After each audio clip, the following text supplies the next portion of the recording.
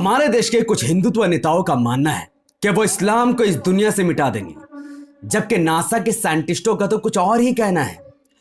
NASA के साइंटिस्टों को space में क़यामत की एक बहुत बड़ी निशानी मिली है, जिसके बारे में जिसका जिक्र कुरान में 1400 साल पहले ही किया जा चुका है, जिसके बाद पूरी दुनिया में लोग काफ़ी तेज़ी से इस्लाम को कबूल कर रहे हैं।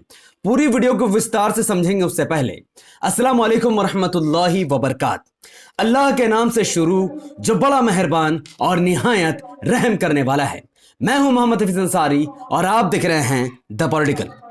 हमारी ज़मीन से 5000 लाइट ईयर दूर स्पेस के अंदर नासा को एक रेड नेब्यूला मिला है, जो दिखने में एक गुलाब के फूल के जैसा लग रहा है। यह तस्वीर 18 अप्रैल 2017 की है। ठीक यही रेड नेब्यूला को नासा ने अप्रैल 2019 में शाया किया, जो कि काफी क्लियर तस्वीरें दे रहा था, जिसमें एक लाल कलर का फूल दिख रहा है स्पेस में। आखिर ये क्या है रेड नेब्यूला, जिसका जिक्र कुरान में कैसा है वो पहले समझिए। कुरान में सूरह रहमान सूरह नंबर 55 आयत नंबर 37 में अल्लाह सुब्हानहू व तआला ने फरमाया, औज़ु बिल्लाहि मिनश शैतानिर रजीम, बिस्मिल्लाहिर रहमानिर रहीम, फ़इज़ा इंशक़्क़तिस समाउ फ़कानत वरदतन कद्दिहान।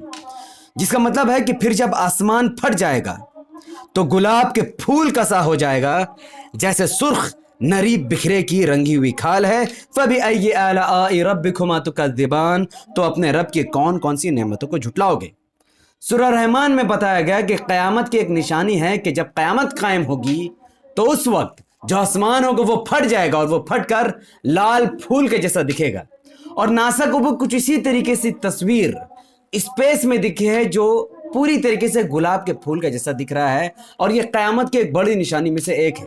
कुरान में इसी तरीके से सूरह अल-हक़ का सूरह नंबर 69 आयत नंबर 15 और 16 में फरमाया गया। अल्लाह सुब्हानहू व तआला ने फरमाया, औज़ु बिल्लाहि मिनश शैतानिर रजीम, बिस्मिल्लाहिर रहमानिर रहीम, फ़यौमइज़िन वक़अतिल वाक़िअह वंशक़्क़तिस समाउ फ़हिय यौमइज़िन वाहिया। जिसका अर्थ है, अल्लाह सुब्हानहू व तआला फरमाते हैं, उस दिन हो पड़ने वाली क़यामत कायम होगी और आसमान फट जाएगा, और उस दिन बादल बिल्कुल बिखर जाएगा, धुआं धुआं हो जाएगा। हज़ारों साल पहले तफसीर इब्न कसीर में इसकी तफसीर भी की जा चुकी है, जिसमें सूरह रहमान आयत नंबर 37 के बारे में ये तफसीर की जाती है कि जब क़यामत कायम होगी तब आसमान गुलाबी फूल के जैसा हो जाएगा। आसमान की जो हालत होगी वो तिलछट तेल की जैसा हो जाएगी, जैसा कि आसमान में गुलाबी फूल फैला हुआ जैसा दिखेगा। अब नासा को जो तस्वीर मिली है उसे रोसेट नेबुला कहते हैं, जो रेड है और फूल के जैसा दिखता है। ये एक्चुअली में क्या चीज़ है उसके बारे में नासा ने खुद डिटेल से बताई है। नासा ने बताया है कि बुनियादी तौर पर स्पेस के अंदर ये मौजूद ये जो नेबुला है, ये गैस के फॉर्म में एक मास है। असल में ये एक बहुत बड़ा सितारा हुआ करता था, जो बहुत बड़ा होने की वजह से, इंटरनल प्रेशर होने की वजह से बहुत तेजी से फट गया है, जिसके वजह से चारों तरफ लाल बादल फैल गए हैं, लाल गैस फैल गए हैं, और यह मुकम्मल तौर पर लाल गुलाब का जैसा दिखता है, जो कि जिसकी तापमान 15,000 डिग्री सेल्सियस नासा ने बताई है।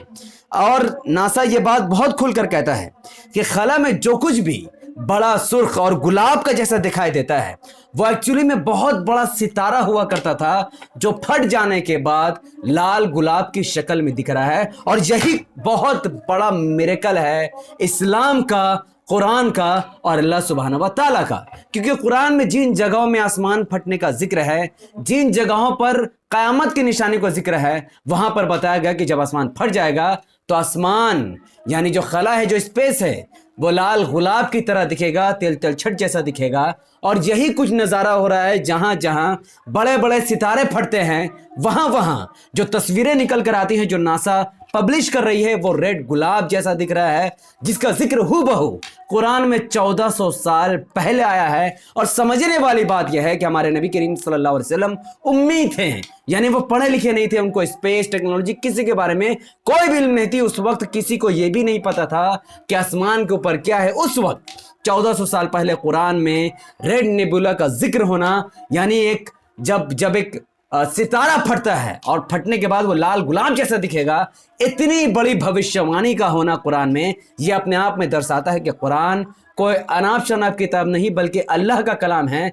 यह उस खुदा, उस परमेश्वर, उस भगवान, उस अल्लाह का कलाम है जिसने इस दुनिया को बनाया है। वही बेहतर इस दुनिया के बारे में जानता है। यही सबूत के बुनियाद पर वो कहता है कि लोगों, इस्लाम कबूल करो वरना तुम नरक में फेंक दिए जाओगे, और जो इस्लाम कबूल करके अच्छे अमाल करेगा उसे स्वर्ग की प्राप्ति होगी।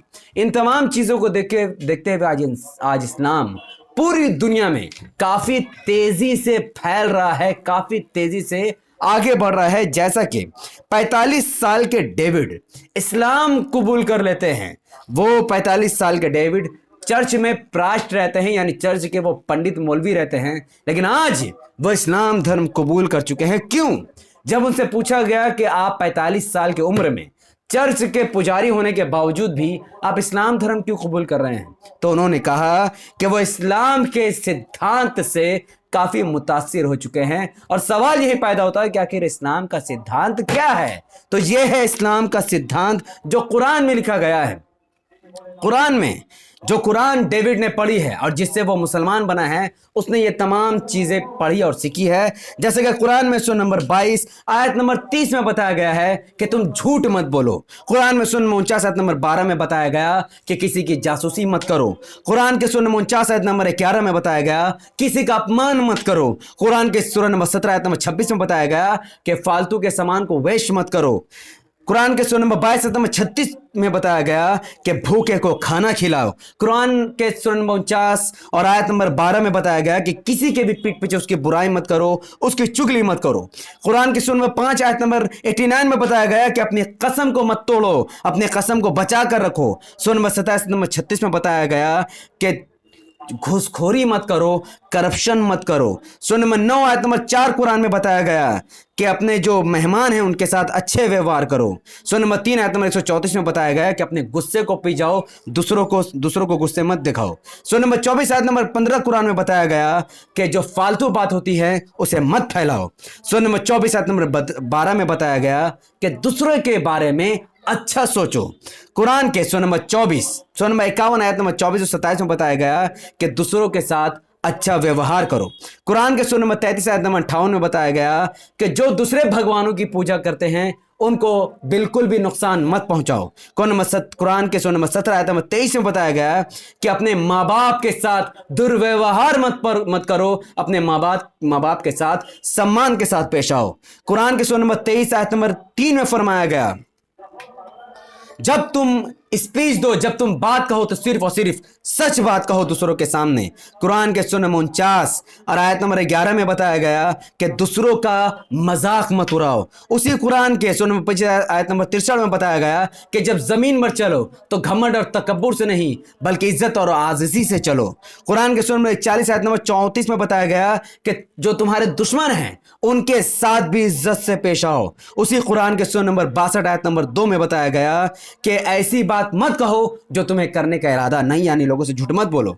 कुरान के सूरह नंबर 6 आयत नंबर 108 में बताया गया कि ऐसे लोगों की इंसल्ट मत करो जो दूसरे देवी देवताओं की पूजा करते हैं, और जिन देवी देवताओं की वो पूजा करते हैं उनका अपमान तुम बिल्कुल भी मत करो।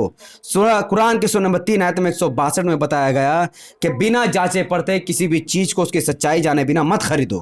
कुरान के सूरह नंबर 3 आयत नंबर 162 में बताया गया। सूरह नंबर 5 101 में बताया गया कि बेवजह फालतू के सवाल पूछकर दूसरों को परेशान मत करो।